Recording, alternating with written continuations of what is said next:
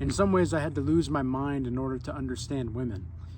For nearly 2 decades, I had been under the preconceived notions that women were not savage, they were not hypergamous, they were not trying to get the best man that they could possibly get at all times.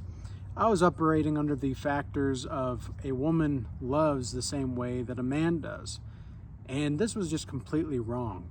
And I found that the more I lost my mind in trying to understand women, the more I actually understood the complexities of the universe. And I'll tell you this much, I've never really met any man that is understanding of women that also does not understand business. But I have met men that understand business but don't understand women. Well, why is that? Why can a man understand a business or status or whatever but not understand women, but a man can understand women and also understand business? Well, it's because there's a biological factor to it.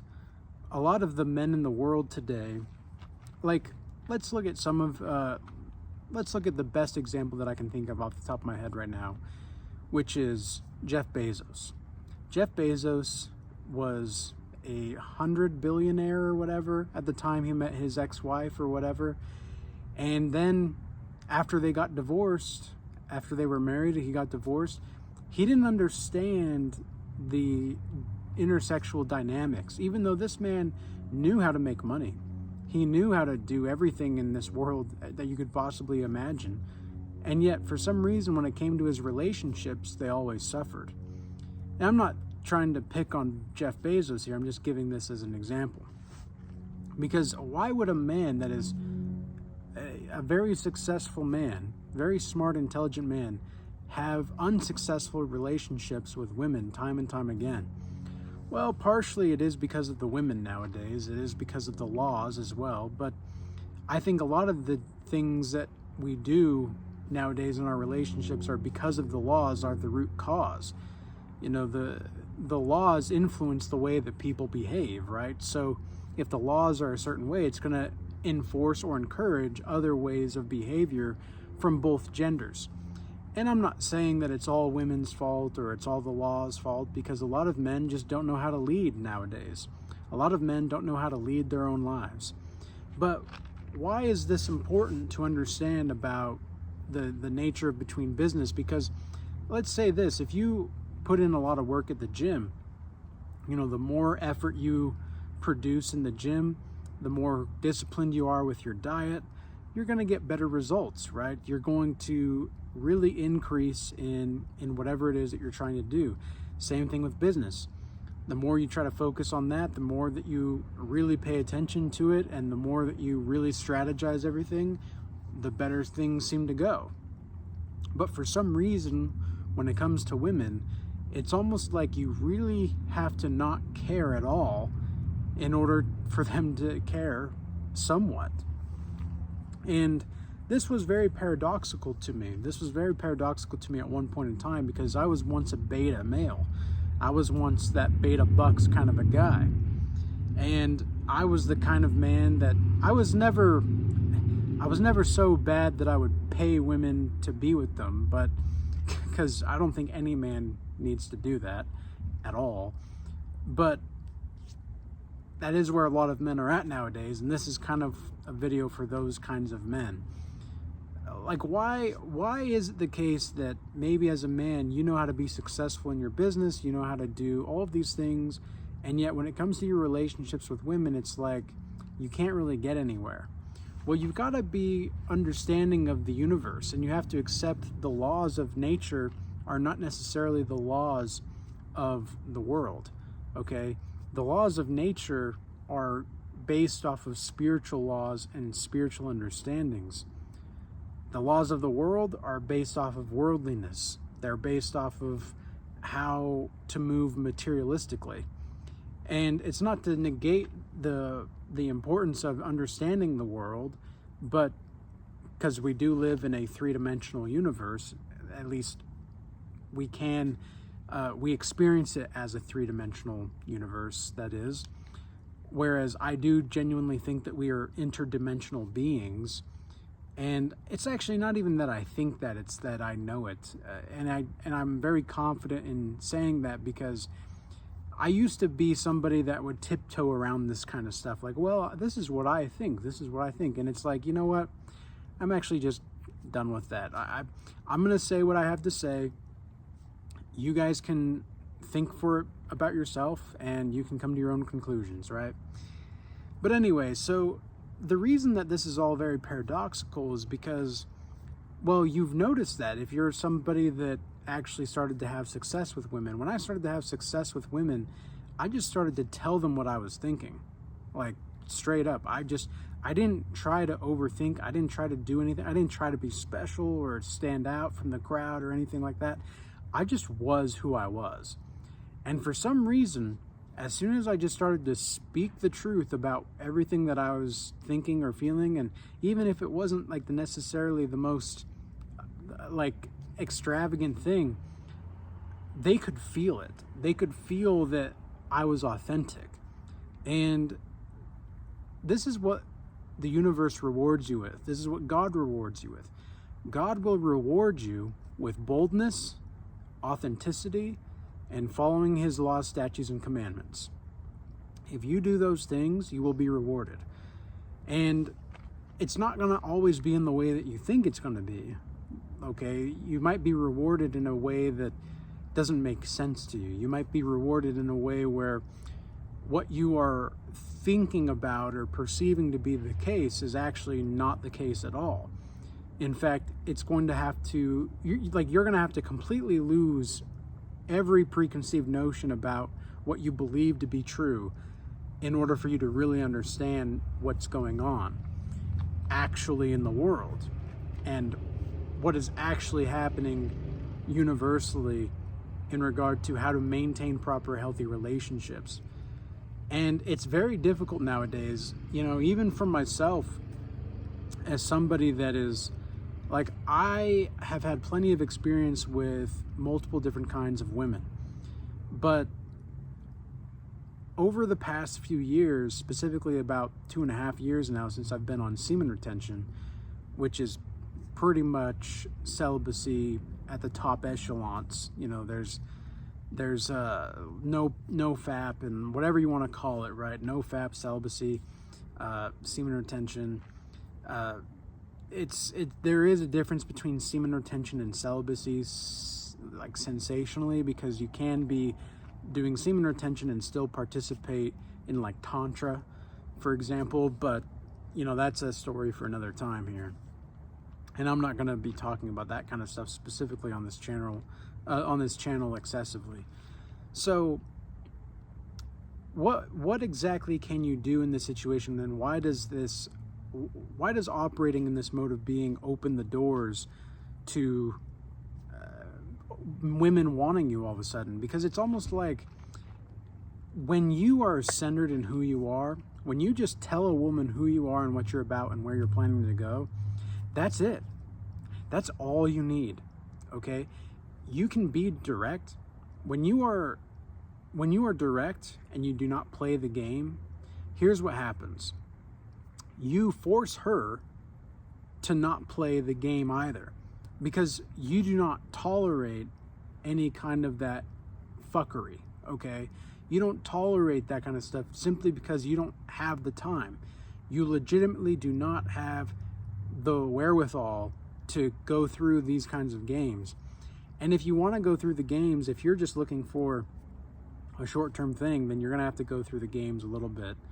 But do you really want to attach your soul to somebody like that?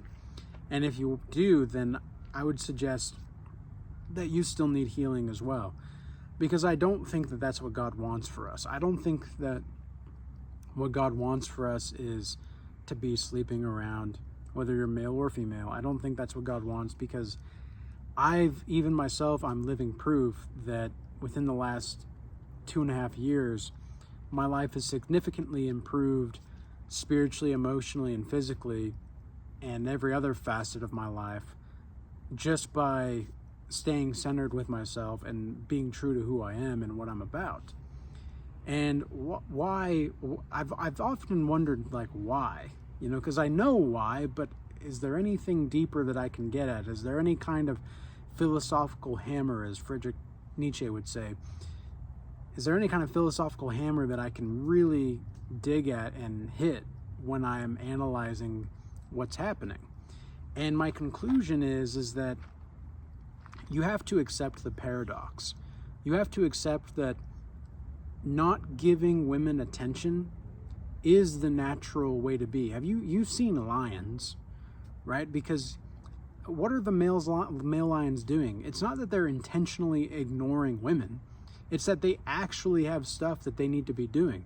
They're actually patrolling their territory. They're actually just worried about what they're doing and what they've got going on. And it's the lionesses that are the ones that go to the lion, the male lion, when they're ready. Because the male lion is, you know, pretty much always ready. But if the lioness comes and the lion's just not in the mood, really, he's just kind of like, meh.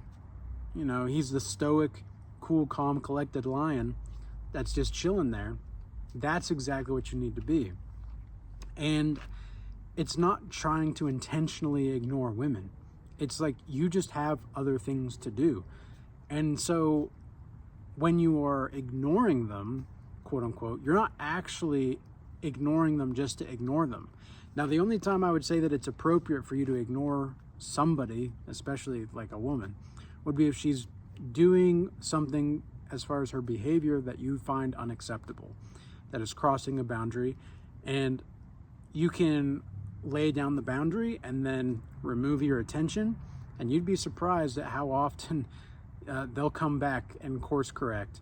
And the ones that do that, though, are they the ones that you really want anyway? Like, if a woman disrespects you, for example, are you gonna want to stick around? Like, let's say you even correct her.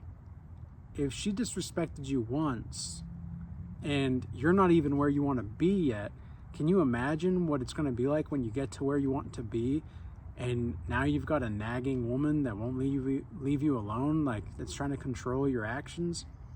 It's not going to be a good trade, right? You're basically going to be a partnership that is a degraded partnership.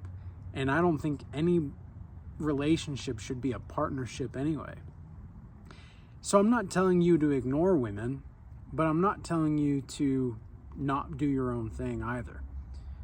You got to be doing your own thing. But by doing your own thing, you're going to naturally ignore women. And this is where the paradox comes into play, because when you are actually focused on yourself and you're building your life, and your motivation and inspiration for life is not because of a woman, that's like such a big turn on for women. And they will probably, many of them will not admit this, okay? But you have to be willing to lose those thought algorithms. You have to be willing to lose what you thought was true about how to interact with women, to be that super nice guy or whatever. I'm not saying that you can't be a nice guy. I'm not saying that you can't be kind. But I am saying that some of these women out here view your kindness as a way of simping. It's ridiculous. Like, it's truly ridiculous. But those that are viewing you as a simp, even though you're just trying to be nice, those are the ones that you don't want in your life anyway. But I've also had women where they're coming on to me and I'm like being professional and cordial about it, but I basically say, you know, I'm not really interested. You know, let's go see what else is out there, basically. And she gets even more turned on. And I remember the first time, like, I saw a comment recently in one of my videos. This guy was saying that the first time he rejected a woman was like a life-changing event for him. And I remember the first time that I rejected a woman was when I was like, it's funny to think about this, because it was a breakup, and she wanted to get back together in freshman year of college for me, and I pretty much said no. Like, I'm I'm not, like, we're not really gonna be able to be long term. Like, at the time I was very much an atheist, and she was actually Mormon at the time, but I didn't think we would be going anywhere, because I didn't see Mormonism, even if at the time, if I were to follow God, I didn't see Mormonism as the true church, or whatever you wanted to call it. I didn't see it that way. And even now to this day, I still don't see it as that, even though I live in Utah and I'm surrounded by Mormons all over the place. It's kind of weird here in Utah. You get like one side of the coin where they're super Mormon, and then the other side of the coin, they're like super atheist and very promiscuous. But even the Mormon girls, I don't trust a lot of these Mormon girls, because they've got repressed sexual feelings that they really want to express it, but they haven't been able to. And so there's a fine balance between accepting your flesh and your fleshly desires, that is, and acting on them. And a lot of these women don't know how to, they haven't been taught how to accept their sexual desires. And I think that's a big thing as well, is treating women like platonic. I don't do that. Like, screw that. You're a woman. You're a woman, I'm a man. There's going to be some sexual undertones no matter what and how you do it. Like, that kind of sounded wrong, but you guys get the point. There's going to be some sexual undertones when you're interacting with males and females as a male or a female. And if there's not, like, if it's a nice guy, even the nice guys, like the beta orbiters of these women, some of them out here, they're the ones that also get like some casual flirting here and there, but it's only for the women to make themselves feel better and to feel wanted for a minute. You know, they keep the man on a leash to just make her feel better and feel desired when she needs to. You have to understand, a lot of the women out here nowadays have a man for a certain thing. Like, there's a man for money, there's a man for getting freaky with, and there's a man for getting validation from.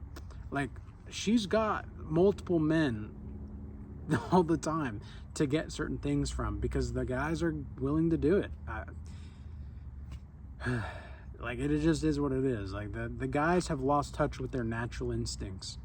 The men have lost touch with their natural instincts, and there's not much to be done about it, except for to try to bring them into the light, because you can't really help somebody like that doesn't want to help themselves, especially if they don't even see that there's a problem with what they're doing. So the paradox continues, and it seeps into your life further, and it's almost like you have to have the attitude of always being able to walk away. It's not even you have to think you have to have that. It's like you actually do have to have that. Not just demonstrate it psychologically or on the surface. You actually have to how do I say this? You have to actually implement this and make it a part of who you are. Like, this is engraved into your being, that you are willing to walk away truly at any time. And it goes for business as well. Like, you have to be able to walk away from any kind of business deal. And this is why people that understand women usually understand business, but they don't always want to get involved with business. Whereas the men who understand business but don't understand women, it's because they haven't gotten to that deeper spiritual part of themselves. They've gotten really good at the materialistic side of the world, but they haven't lost their thought algorithms. They haven't really lost their mind. And I know that sounds kind of strange to say that, but it's like you really do have to lose your mind and to forget, unlearn what you have learned to really get back to the truth. And that means embracing your instincts and embracing your intuition. So with that being said, I hope this message was useful and insightful. If you want to join the free Discord that we have for the Regal Change Academy, you can do that.